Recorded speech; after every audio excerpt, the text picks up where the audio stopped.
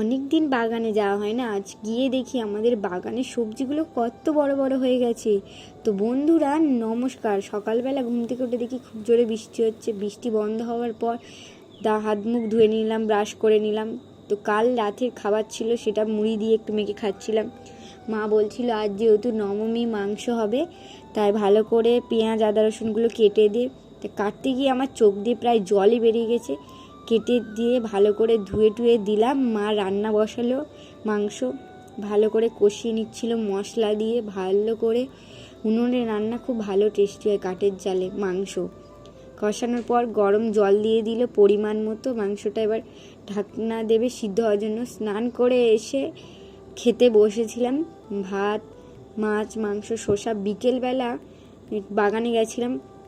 ওই দেখো বন্ধুরা, পাশে ধান ক্ষেত। কার্তিক মাসে প্রথমেই ধান কাটা হবে। এদিকে আমাদের সবজির মাচা, এদিকে করমচা গাছ, কত কি গাছ রয়েছে বন্ধুরা। এটা হচ্ছে করমচা গাছ, ওইদিকে আছে ঢ্যাঁড়স। ওটা আমাদের পোলট্রিতে আছে, মুরগি চলে গেছে।